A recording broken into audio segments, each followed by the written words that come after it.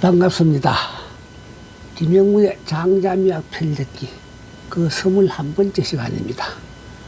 오늘 이 시간에는 장자가 말한 관문철례, 즉 하늘의 퉁소 소리를 들어보았는가 하는 말의 의미를 헤아려 보겠습니다.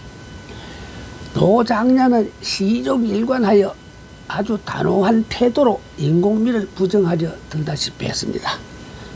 사람이 애써 아름다움을 창조하는 행위는 이른바 자규가 되기 때문이었습니다. 육류를 금지하여 뿌리를 뽑고 악기를 태워버리고 악사의 귀를 막아버려야 비로소 천하 사람들의 귀가 밝아질 것이다. 무늬와 채색을 없애고 이주의 눈을 악교로 붙여버리면 천하는 비로소 그 밝음을 품을 것이다. 갈고랑이와 먹줄을 부숴버리고 그림새와 홉자를 내다버리고 옹수반의 손가락을 부러뜨려버리면 천하는 비로소 진실한 재주를 소유할 수 있을 것이다. 외편거역.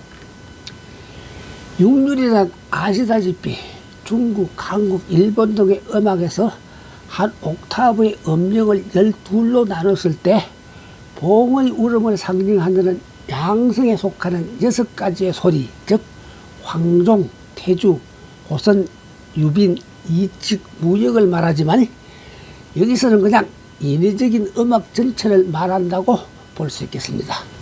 그리고 도가에서 말하는 장이란 무기, 즉 나를 버림으로써의 내가 아니라 나의 존재를 의식하는 유기로서의 행위에 해당된다고 보았습니다.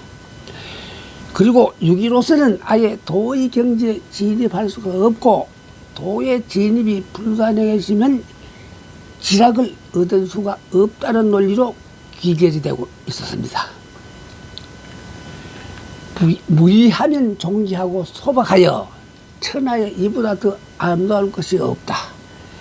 천지의 덕을 밝게 깨달은 자는 이를 일러 대본 대종이라 하며 하늘과 더불어 화합하는 것이 천하를 고르고 조화롭게 하며 인민과 더불어 화합하는 것이다.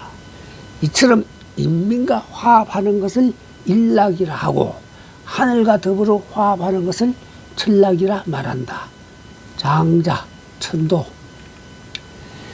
장자가 말한 덕이란 무기, 무공, 무명이어서 내가 길가에 자르는 풀과 달바 없다 하고 느끼는 큰 마음이며 허정적인 상태의 존재로 화해섬을 말하는 것이 됩니다. 따라서 노장자는 인간이 만들어낸 악기에 의한 오음은 자연의 모든 소리를 다 담을 수가 없다고 보았으며 인간이 표현하고 볼 수 있는 오색은 진실로 아름다운 자연의 모든 색깔을 수용할 수가 없다고 보았습니다. 중국에서는 인간이 만들어낼 수 있는 모든 음이 오음으로 표현되고 오색이란 인간이 만들어내는 모든 색깔을 말하는 것이 되며 다섯 오자는 원래 정체와 같은 의미로 통용되어 왔습니다. 자연을 수용하지 못하는 오음이나 오색은 당연히 도가 될 수 없다는 논리가 성립되기도 하죠. 그것을 보려 해도 보이지 않기 때문에 오랑캐 이자 일한다. 그것을 들으려 해도 들리지 않기 때문에 발할 히자 히라한다. 그것을 손으로 잡으려 해도 잡히지 않기 때문에 작을 밑자 비라한다. 이들 세 가지는 더 이상 밝혀낼 수가 없고 서로 섞여 하나로 되어 있다. 노자 14장.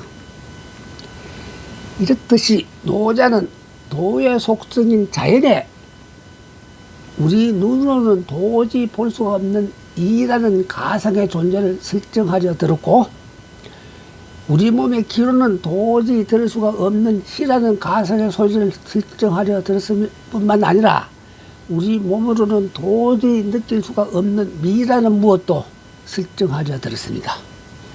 물론 신비의 색채를 띤 그러한 가설은 관념론이 아니라 현대과학에서도 확연히 밝혀지고 있는 사실이 되기도 합니다.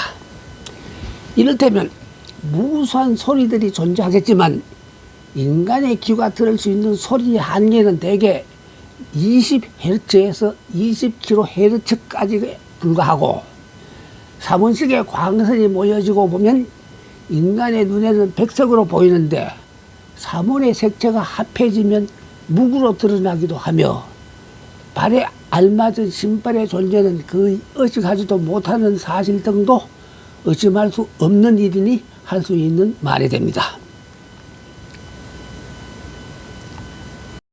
다시 말하면 노자는 이른바 상외가 되는 없을무, 즉 빌혀 속에 그들 이와 희와 미가 존재한다고 했던 것입니다.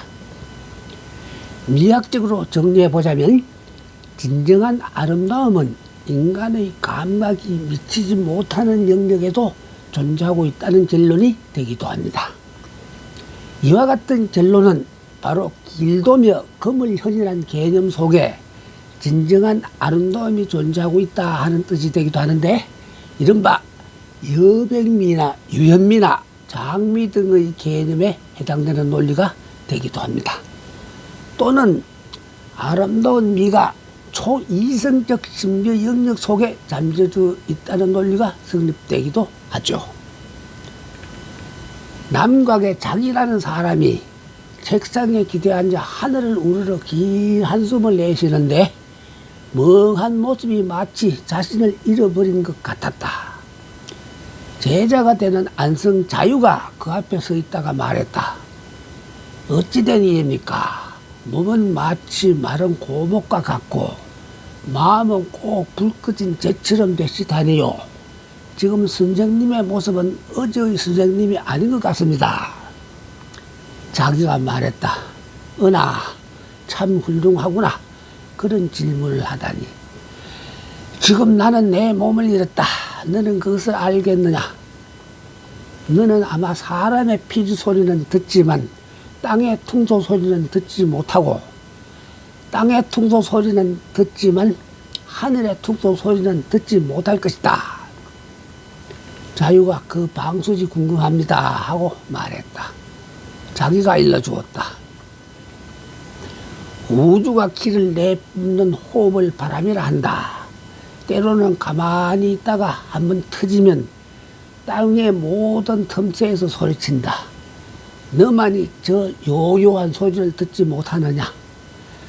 산림의 꼭대기와 백아름의 큰 나무 구멍은 코도 같고 입도 같고 귀도 같고 두공도 같고 술장 같고 절구 같고 연못 같고 웅덩이 같기도 하다.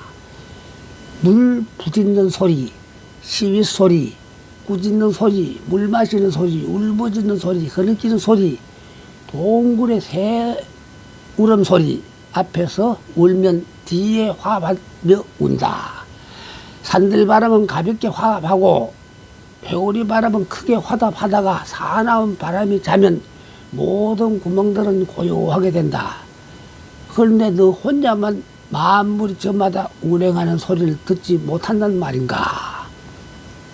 자유가 말했다. 땅의 퉁소 소리는 여러 구멍이고 사람의 피리 소리는 퉁소라면 하늘의 퉁소 소리에 대해 묻습니다. 자기가 답해 주었다. 수많은 숨소리는 다 같지 않으니 각자 자기 소리를 내게 한다.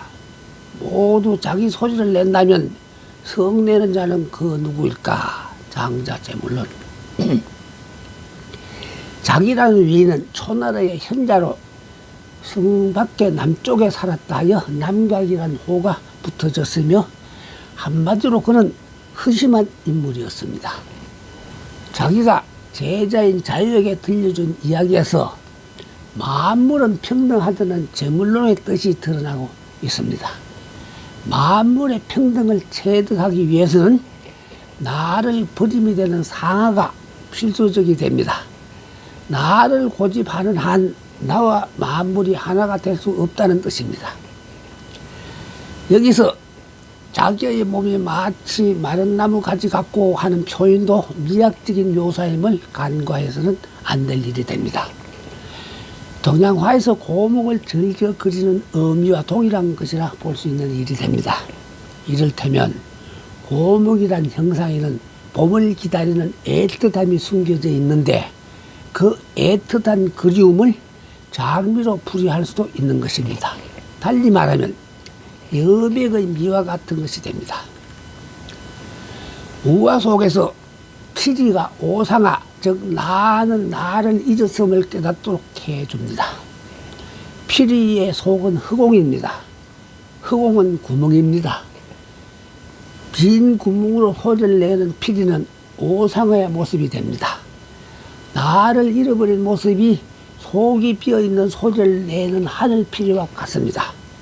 빈 구멍을 일러 빌허라 합니다.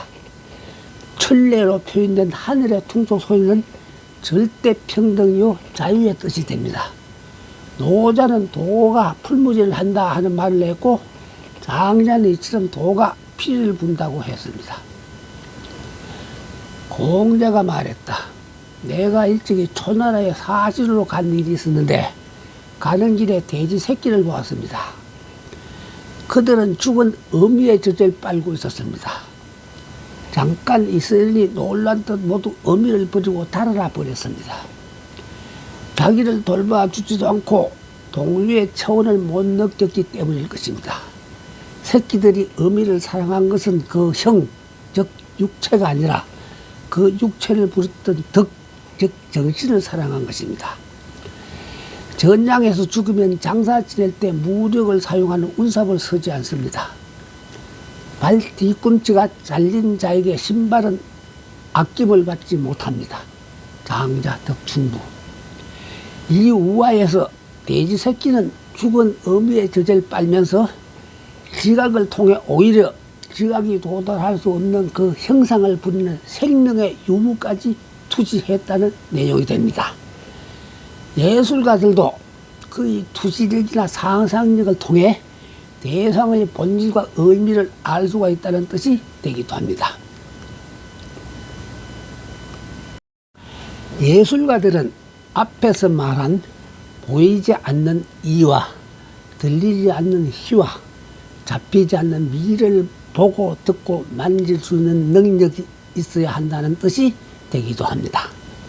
칸트는 상상력은 의식의 종합 능력이며 예술 창조 능력이라 하면서 상상력은 첫째 창조하는 힘, 둘째 인격화하는 힘, 셋째 순수 감각 형상을 창조하는 힘을 지녔다고 했습니다. 여기서 우리가 잠깐 숨고르기 시간을 가져보면 좋을 것 같습니다. 장자미학 편력기가 진행되는 동안에 예술이며 예술가란 말이 무척 빈번하게 사용되었는데 지금껏 그 말들의 개념 정리를 해본 적이 없었습니다.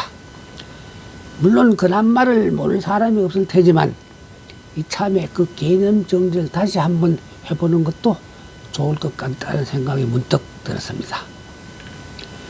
국어사전에 의하자면 예술이란 아름다움을 표현하고 창조한 일에 목적을 두고 작품을 제작하는 모든 인간 활동과 그 산물을 통틀어 이르는 말로 되어 있습니다. 그러니까 예술은 아름다움을 표현하고 창작하는 일로 요약될 수가 있고 예술가는 예술을 직업으로 삼은 사람이라 말할 수가 있겠죠. 다른 한편 예술가는 여느 일상인과 달리 풍부한 상상력에 의한 창의력과 표현력이 뛰어난 사람이라 말할 수도 있을 것입니다. 어차피 예술은 사람들을 화합시키고 사람들에게 미적 감명이나 사상을 전달하는 매체가 되기도 하니까요. 과학도 그 같은 역할을 할 수 있지만 과학은 주로 이성적 개념으로 설명하고 예술은 미적 형상으로 설명한다고 볼 수 있고요. 따라서 예술가들은 시대를 앞서가는 통찰력과 각계각층을 포용할 수 있는 공감력을 갖춰야 하며 이는 곧 높은 수준의 학문적 지식과 많은 경험을 요구할 수밖에 없는 일이 되는 것입니다. 굳이 비례하려 든다면 예술가의 특징을 다음과 같이 열거해 볼 수도 있겠습니다. 첫째, 창의력이 풍부해야 된다. 즉 새로운 아이디어를 생각해내고 이를 창의적인 방식으로 표현하는 능력을 지녔다는 뜻이 됩니다. 둘째, 표현력이 좋아야 한다. 즉 감정이나 생각을 다양한 예술적 매체를 통해 효과적으로 전달하는 능력을 갖췄다는 뜻입니다. 셋째, 통찰력이 뛰어나야 한다. 즉 시대를 앞서가는 통찰력과 다양한 사람들의 감정을 이해하고 공감하는 능력이 필수적이라는 것입니다. 그런데 예술가에 대한 정의나 개념도 시대적 변화에 따라 다음과 같이 변모하지 않을 수가 없었습니다. 고대와 중세에는 예술가라는 개념이 명확하지 않았습니다. 많은 예술작품이 작자 미상으로 남아있으며 당시 예술가들은 주로 장인, 즉 기능공으로 취급되었습니다. 그들은 주로 후원자나 주문자의 요구에 따라 작품을 제작했습니다. 르네상스 시기를 맞아 예술가의 개념이 크게 변화했습니다. 그 시기에는 예술가들이 자신만의 창의성과 개성을 표현하기 시작했으며 미켈란젤로와 같은 예술가들이 길드의 제약에서 벗어나 자유롭게 작품을 창작할 수 있게 되었습니다. 이 시기부터 예술가는 자신의 이름을 내걸고 단순한 장인이 아닌 창의적이고 독립적인 존재로 인식되기 시작했습니다. 근대로 표기되는 18세기와 19세기에는 예술가의 사회적 지위가 더욱 확립되었습니다. 예술가들은 자신들의 작품을 통해 사회적, 정치적 메시지를 전달하기 시작했으며 예술가로서의 자각이 더욱 뚜렷해졌습니다. 현대에 들어서면서 예술가의 정의는 더욱 다양해졌습니다. 기술의 발전과 사회 변화로 인해 예술의 형태와 표현 방식이 다양해졌고 예술가의 역할도 확장되었던 것입니다. 오늘날의 예술가는 단순히 미적 작품을 창작하는 사람이라는 한계를 넘어 사회적, 문화적 변화를 이끄는 역할도 충분히 할 수 있는 사람으로 여겨지고 있습니다. 시청해 주셔서 감사합니다. 다음 이 시간에는 대략적 서예사에 관심을 한번 기울여 보십시다.